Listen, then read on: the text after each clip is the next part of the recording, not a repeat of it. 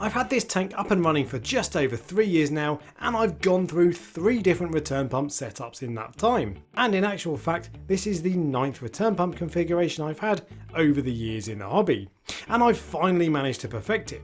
So today I'll share with you full details, and I'll tell you what makes it so good. And if it's your first time here and you want a weekly dose of reefing goodness, make sure you subscribe and turn on notifications so you don't miss out when I upload. Firstly then, let me tell you what return setups I've previously had on this tank and why I wasn't happy with them. I started with an Ecotech Vectra L1. It was rated at 11,500 litres per hour and cost me £400, but it was oversized for the tank and I only ran it at around 40%. In the 2 years I had it, it was completely reliable and it was pretty quiet but definitely not silent. And I could always hear it buzzing away, which bothered me. It was also absolutely massive. With the inlet guard on, it didn't fit properly in my sump and I had to have it at an angle to accommodate it. The noise bothered me more, but it was a lesson for me that oversizing pumps means the space it takes up, not just the flow it puts out. So after a bit of research, I upgraded to a Seache Synchro 7.0. Brand new, they are £350, but I got it 6 months old for £260. It's rated at 7,000 litres per hour and I run it at around 50 to 60%. But I just didn't get on with it. It was noisier than the Vectra and emitted an annoying low hum that was louder than anything else in my tank. I tried connecting it to the tank with this red silicone hose to absorb some of the vibrations, but it didn't help. So I started looking for something else. Now, a return pump needs to be quiet, reliable, easy to maintain and controllable. I looked at everything from a Vectra M2 to a Reef Octopus, all the way through to the Rolls Royce of pumps, the Royal exclusive Red Dragon, which cost £650.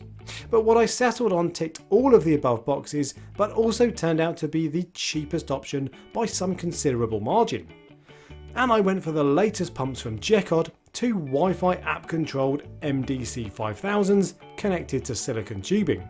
First up, let's look at the price. They cost £200 for the pair, which is the cheapest of all the options I looked at and less than half the price of the Ecotech pump. They're rated at 5,000 litres per hour each and I run them at about 50%. They come in different sizes and power outputs, and in hindsight I probably would have gone one size down to the 3,500 litre per hour versions.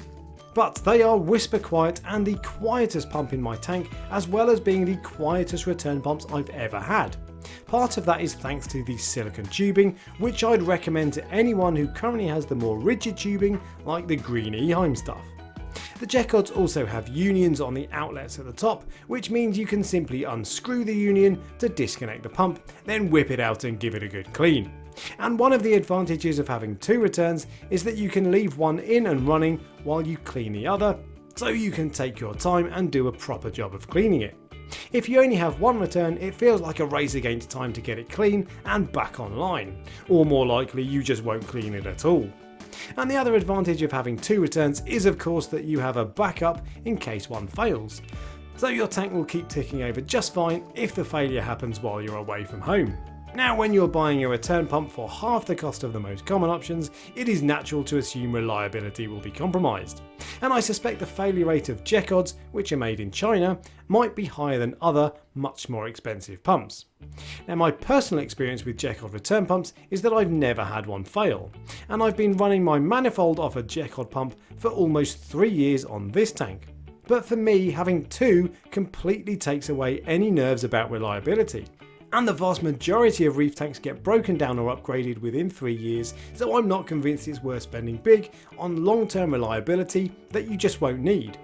They also have compact inlet guards to stop snails getting stuck in the impeller, and they are Wi-Fi pumps, which means they are app controlled, although I personally really like the simple control box they come with, which allows you to easily adjust the flow up or down and has a handy feed button that shuts the pump off for 10 minutes. It's easy to get sucked into wanting the best possible equipment on a reef tank. It's an expensive hobby, so in for a penny, in for a pound, right? But this cheap setup actually does its job better than any of the fancier brands do. And if you're looking to tighten your budget on a new tank, this is the first place I'd recommend you start.